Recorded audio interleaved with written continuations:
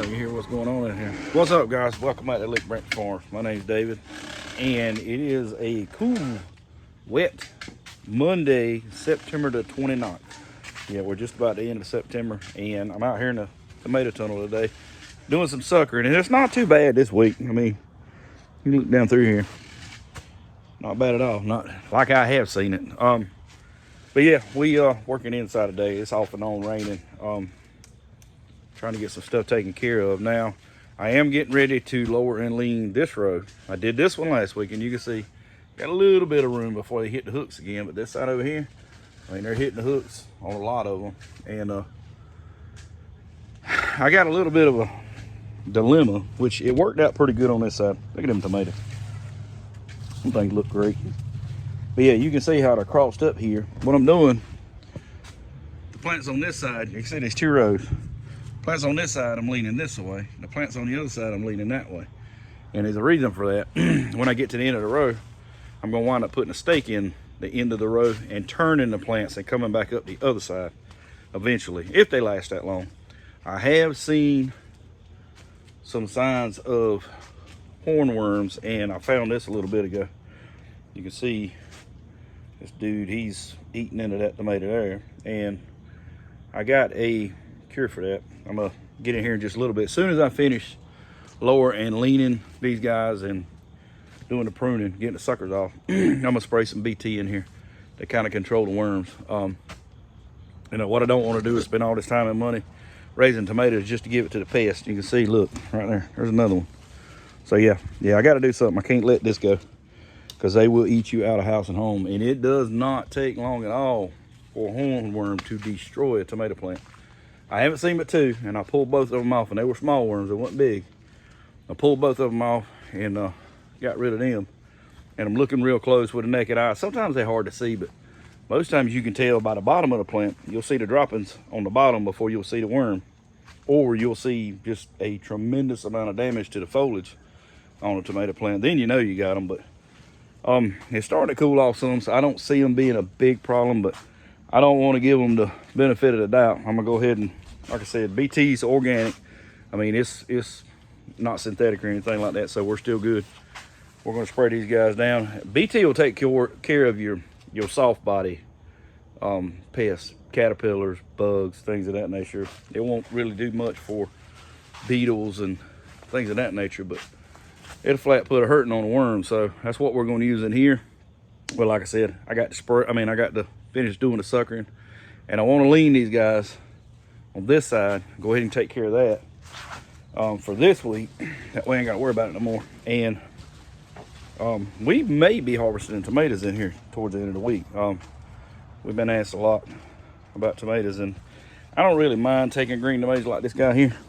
He's ready. That thing's big as my hand. I don't really mind so much taking green tomatoes. I mean, we get the same price for them, $3 a pound. But I don't know. It's just something that almost feels wrong about selling a green tomato before you sell a red one. I don't know. Like I said, as long as it's fetching the same money, shouldn't mind it. Look at these.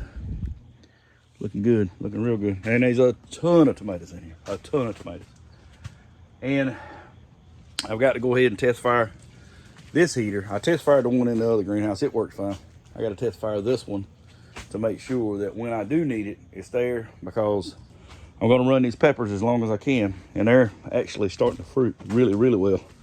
You can see they got huge peppers in there, just loaded full of peppers. And I've done harvest a bunch off of here, you know, harvested a bunch of peppers, and they're just now starting to get jalapenos, you know, like we normally used to seeing. And we're gonna let these things get huge. We're gonna let them get massive. I'm talking stuffing type peppers. But yeah, there's a bunch of them on there. And cucumber, man, I'm having to pick cucumbers just about every day. You can see these jalapenos in here. Outside, we wouldn't normally let them get much bigger than that. Inside, we're gonna see how long they'll go until you know, they get big enough to where we can start stuffing them. But look down through them tomatoes, man. Them things look beautiful. Not any kind of blemish on the leaves. Nothing to tell me that there's any disease on those leaves at all, other than seeing that little bit of worm damage. But yeah, pretty tickled with it. I really think I found the way that I want to grow tomatoes in here. at least. Next year, this one will be full of tomatoes, period. And we'll have a 100-footer that we'll have tomatoes in. So we should have plenty of tomatoes come spring. I just seen another one look like a worm might have got into it. Yeah, there it is. You see these guys here? They look like little stink bugs. They're squash bugs is what they are. Yeah, that issue with that, it looks like worm dropping. So yeah, we're gonna finish lowering and leaning these guys, and then we will get out the sprayer and we'll spray these things real good. And we can use BT on everything in here, so I'm not really worried about it going anywhere else. So let me set this camera up and we'll start leaning these guys a little bit. Kind of give you an idea how this process works. All right, so like I said earlier, the pots on this side I'm going that way with, and then I'm going to lean the other ones the other way. This one here I'm going to have to figure out something because I don't have a whole lot of room to actually do that. But for these two plants here, basically what we're going to do is switch your hooks. I'll take this one off of this hook, and I'm going to take this one off of that hook if I can get it to come off. I got it kind of tight. And then I'm going to undo it one time, and I'm going to put it on this one. And that is going to allow that plant to lean that way. And then I'm going to take this one, let it off one time, and then hook it back in. And that is basically what we're going to do for every one of them. The clips are popping loose for some reason. There we go. So yeah, that's what we're going to do for all of them. And you can see we gained, I don't know, maybe an 8 inch or so. But by the end of the week, we'll probably need to do it again. They'll be grown that much. Last week when I got home, I lower and lean these guys to give me about a foot, and they're just about back to the bottom of the tomahawks again. So, but yeah, we're gonna go down through here and we're gonna knock this out. Like I said, I don't know exactly what I want to do here just yet. I may even put it here and lean it back the other way. I ain't sure just yet. Because I can put that one here and put that one there and get the same effect. So, hey, looks good to me. I ain't got a problem with that, but we're gonna go down through here and you can see the difference in the plants that have leaned and the ones that are not. These right here are lean, these are not. Well, I got to lean these two here. But yeah, you can see the ones that need it, definitely need it. So we're gonna get on down through here and get some work done so I can get these buggers sprayed. I won't have to worry about bugs no more. So these two here need to be done. This one's got to come to me. This one's got to go that way.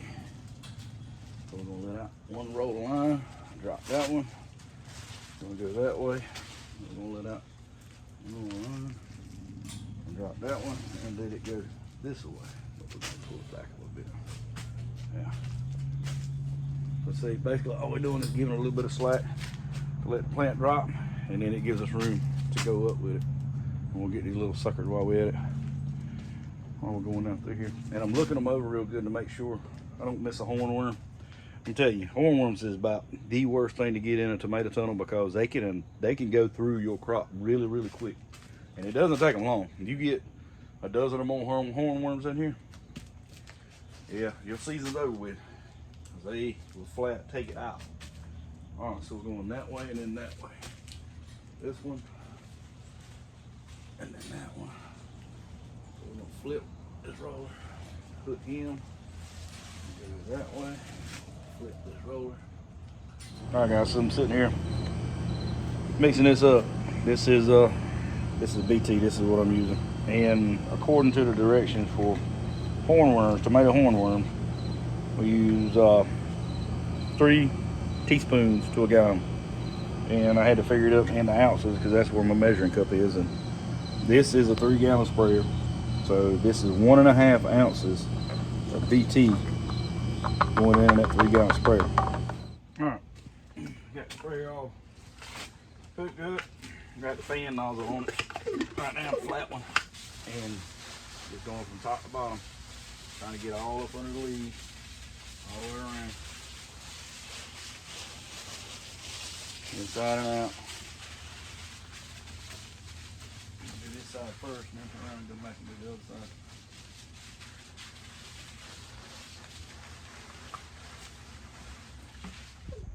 All right, guys, so we're done with that. Got everything sprayed. Everything's suckered, everything lower and lean. I got to get off here, pick some peppers, pick these cucumbers, get all that stuff done. But I want to take you in the hydroponic tunnel. We finally got the backside, well, half of the backside working, and I'm liking it right now. Don't have any leaks on it, so I don't have to fill the tank up as often, and that's working out pretty good. We got a lot of stuff seeded in there, a lot of stuff where the hydroponic stuff is seeded. I want to say we got like 9 trays of lettuce and other thing that we're going to fill this stuff up with here pretty soon. But yeah, thing here, see, it doesn't have a fill line. They have to fill it up with a hose, but thing's been running for a couple of days now just off of that. I sprung a leak. I had a line pop out, and you can see right here on the ground, and it about into the tank, so I had to fill it back up. But if it hadn't been for that, we'd have been running on the same tank of water that I initially started it with.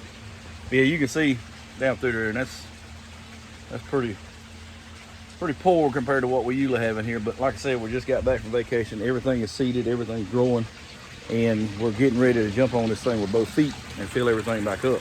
I am going to put the tanks in the ground here beside these last 2 sections, just like those guys. And I'm going to upgrade that 35-gallon tank to a 55-gallon tank. And I'm going to hook all of them up to one central water line with float valves, so they fill themselves up every day automatically. So I come in here, harvest, clean up, check nutrients, check pH, and that's it. I mean, an hour tops a day, and this house will be automated. It'll be pretty much running on its own. And that's what we want. The less input that we have with it, the less cost that we have going into it, the more money we make on the back end. All right, guys, I'm gonna get off here so I can pick these cucumbers and peppers off of here. But yeah, I'm glad you guys stopped in today. I was glad to do an update on these tomatoes. I know a couple of people who had been asking about it. But like I said, guys, I have grown good looking tomatoes like this in the past, never with the process that I'm using. And this process is a lot easier than what I'm used to. This is very simple. You know, this is something that you can set it and forget it. You do have to keep a constant eye on things. Things happen. I had a timer shut down as soon as we got back from vacation. I had a timer go down on me, come home from work, and every one of these plants were wilted over. I scared me to death. I changed the timers out, put it back online. A couple days later, it perked right back up. So no harm, no foul. It's just something you need to look at them every day. Had that happen while we was on vacation, I'd be out the tomato business right now. We'd be done. Yeah, I'm gonna get off here and start picking some of these good looking peppers and get these cucumbers out of here. But guys, if you have not subscribed to our channel, reach over here in this right hand corner and click that subscribe button and click the bell notification so you get notified every time we put out a video. As always, guys, me and Betsy appreciate you stopping by. We thank you for watching, and we'll see you on the next one.